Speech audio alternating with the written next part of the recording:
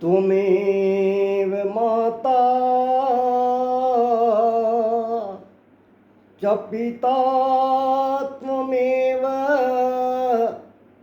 त्वमेव बन्धुश्च सखा त्वमेव त्वमेव विद्या द्रविणं च त्वमेव त्वमेव सर्वं मम देव देव। श्रद्धालु भक्तगण, मैत्रेय जी ने श्री विदुर महाराज को भगवान द्वारा हिरण्याक्ष का बारह रूप में वध किए जाने और पृथ्वी को यथास्थान स्थापित किए जाने की कथा सुनाई है। अब परीक्षित जी से सुखदेव महाराज कह रहे हैं कि अब आगे विदुर जी ने मैत्रेय जी से पूछा कि हे प्रभु, मनु महाराज का वंश बड़ा आदरणीय माना गया है। इन्हीं के द्वारा श्री मनु महाराज और महारानी शतरूपा जी के द्वारा मैथुनिक सृष्टि का विस्तार हुआ है। अखिल ब्रह्मांड की मानव जाति मनु द्वारा ही उत्पन्न है। इसलिए मनु महाराज के वंश का वर्णन करने की कृपा करें। मैत्रेय जी विदुर जी से कहते हैं कि हे महात्मा विदुर, ब्रह्मा जी के जो छाया पुत्र हैं कर्दम जी, उनको ब्रह्मा जी ने आदेश दिया कि हे कर्दम, आप सृष्टि का विस्तार करिए, आप अपनी शादी करिए, अपना परिणय संस्कार करिए और सृष्टि रचना में सहयोग कीजिए। तब ब्रह्मा जी के छाया पुत्र कर्दम जी ने अच्छी, सुंदर, सुशील व गुणवान जीवन संगनी धर्म पत्नी प्राप्त करने के उद्देश्य से 10,000 वर्ष तक तपस्या किया। भगवान नारायण को प्रसन्न करने के लिए जब कर्दम जी ने तपस्या किया तो भगवान प्रकट हुए। अब प्रश्न ये उठता है कि क्या कर्दम जी का विवाह नहीं हो रहा था, इसलिए उन्होंने ये 10,000 वर्ष तक सिर्फ शादी के लिए, उत्तम पत्नी प्राप्ति के लिए तपस्या किया? नहीं, ऐसी बात नहीं है। वास्तविकता तो ये है कि कर्दम जी ने इसलिए तपस्या किया कि उनको एक सर्वगुण धर्म संपन्न सद्गृहिणी प्राप्त हो। कर्दम जी के कोई कमी नहीं थी। कर्दम जी बड़े विख्यात संत थे, कोई साधन की कमी नहीं थी, योग क्रिया संपन्न थे, साधना संपन्न थे, ब्रह्मा जी के छाया पुत्र थे। किंतु कर्दम जी योगी थे, ब्रह्म विज्ञानी थे। वे जानते थे कि धर्मपरायण, शीलपरायण, नीतिपरायण और पतिपरायण पत्नी मिलने से आगे की संतति इसी प्रकार की होगी और गृहस्थों के या धर्माचरण के जो अंग बताए गए हैं उसका पालन करने वाली संतान होगी। इसलिए शादी के पहले धर्म की रक्षा के लिए, आचरण की रक्षा के लिए अपने धर्म और आचरण सनातन धर्म के अनुरूप हों, इस पर विचार करते हुए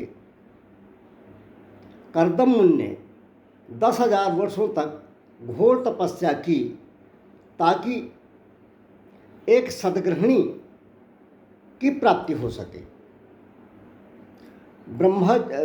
करदम जी की तपस्या से प्रसन्न होकर भगवान नारायण प्रकट होते हैं और कहते हैं कि हे पुत्र, वर मांगो। तो करदम जी कहते हैं कि भगवान, आप तो जानते हैं कि मैं किस लिए तपस्या कर रहा था, किंतु अब आपके दर्शन हो गए हैं, इसलिए मेरे मन में कोई इच्छा नहीं रह गई है। तब नारायण बोले कि हे पुत्र करदम, तुमने जिस लिए तपस्या की है उसकी व्यवस्था मैंने पहले कर दी है, और वो तो अब तुम्हें करना पड़ेगा। महाराजा मनु के मझली पुत्री देवहूति हैं, उनसे हमने तुम्हारा विवाह निश्चय किया है।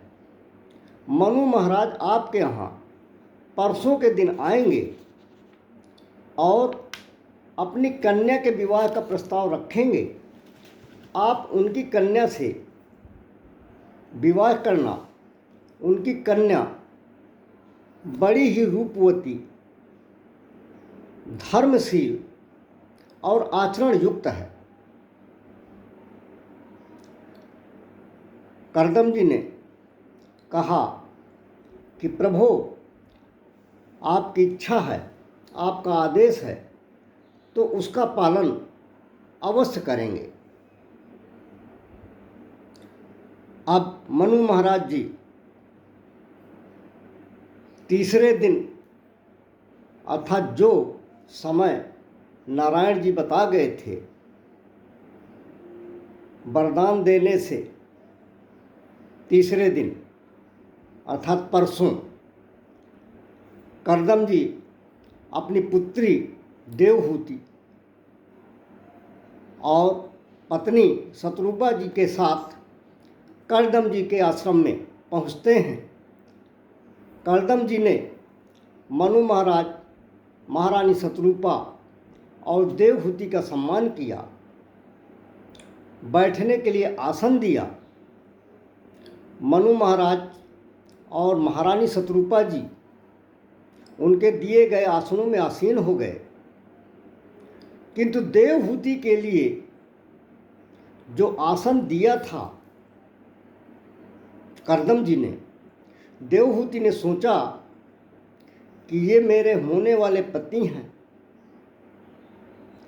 अगर इनकी बिना आज्ञा के आसन में बैठ जाऊंगी तो धर्म के अनुकूल नहीं होगा, और अगर नहीं बैठती हूँ तो करदम मुनि जी को बुरा लगेगा कि इन्होंने मेरे द्वारा दिए गए आसन का तिरस्कार किया,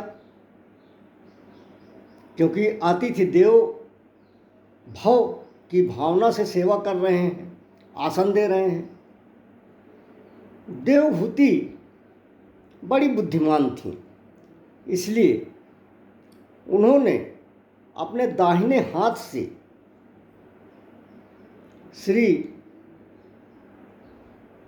करदम जी द्वारा दिए गए आसन को स्पर्श किया और जमीन पर पालथी मारकर बैठ गईं।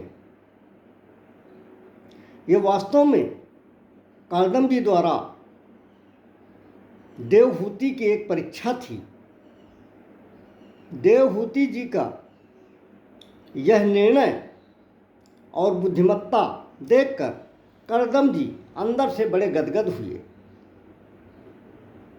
बड़े प्रसन्न हुए और विचार कर लिया कि वास्तव में मैंने अपने विवाह के लिए जो 10,000 वर्ष तक जैसी कन्या पाने की इच्छा से तपस्या की है, वैसे सभी गुण इस कन्या में विद्यमान हैं। मनु महाराज ने कर्दम जी से कन्या के विवाह का प्रस्ताव रखा। तब कर्दम जी ने एक शर्त रखी कि जैसे ही एक संतान उत्पन्न होगी, मैं वन तपस्या के लिए प्रस्थान कर जाऊंगा, संन्यास आश्रम धारण कर लूंगा। मनु महाराज ने अपनी कन्या की इच्छा से उस शर्त को स्वीकार किया। माता देवहूति ने भी कर्दम जी की यह शर्त मान ली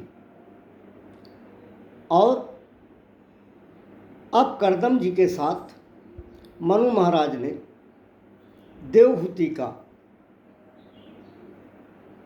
परिणय कर दिया।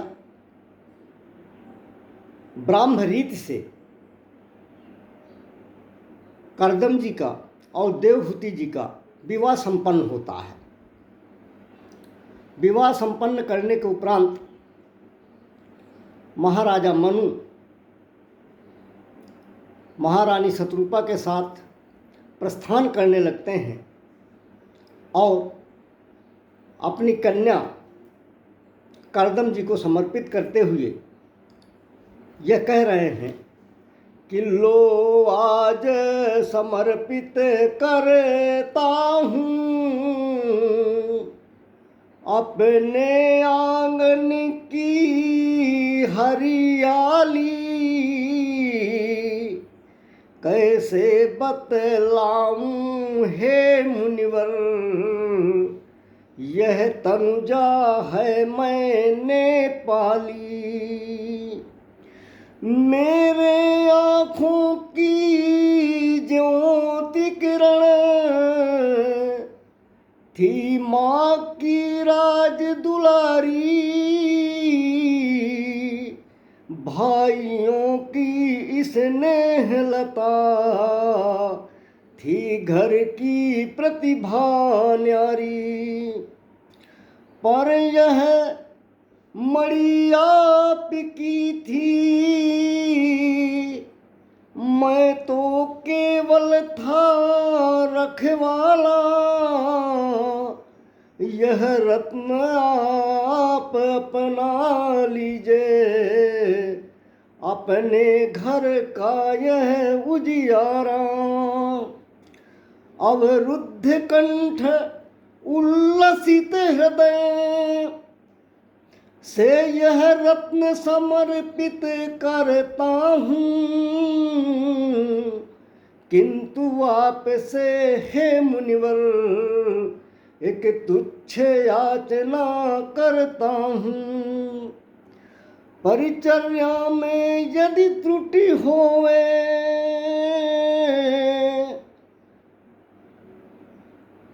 परिचर्या में यदि त्रुटि होवे, निज संगनी समझ समझा लेना। मैं कुछ भी अर्पित कर न सका, निज गृह में इसे सजा लेना। लो आज समर्पित करता हूँ अपने आंगन की हरियाली, कैसे बतलाऊं हे मुनिवर यह तनुजा है मैंने पाली।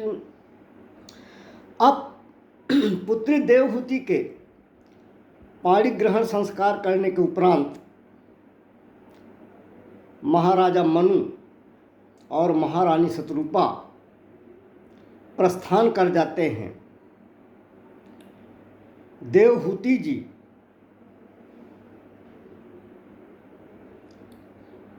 कर्दम जी की तन मन से सेवा करने लगती हैं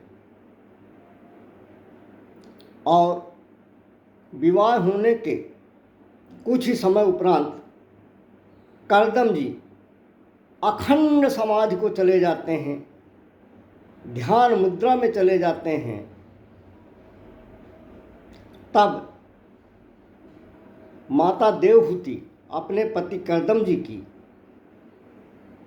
सादे वस्त्रों में अपने शरीर के आभूषण उतार कर सेवा शुश्रूषा में लग जाती हैं और उनकी निरंतर सेवा करती रहती हैं। अनेक वर्षों तक अखंड समाधि में रहने के उपरांत श्री करदम जी की समाधि खुलती है और वो देखते हैं कि मेरे सामने वृद्धावस्था जैसे प्राप्त हुई एक जीर्ण शीर्ण काया की दुर्बल कृशकाय स्त्री बैठी हुई है। करदम जी उस देवी से पूछते हैं कि देवी आप कौन हो, यहाँ क्या कर रही हो?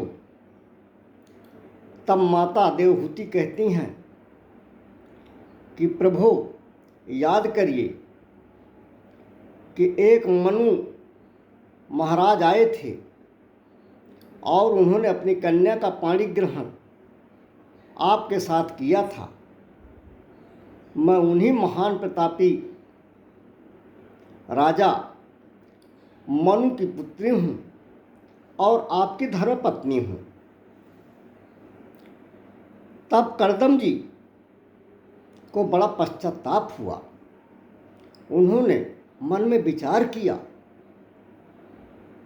कि एक स्त्री जो मेरी पत्नी है, मैंने उसके साथ विवाह किया और वो इतने दिन तक मेरी निस्वार्थ भाव से सेवा करती रही।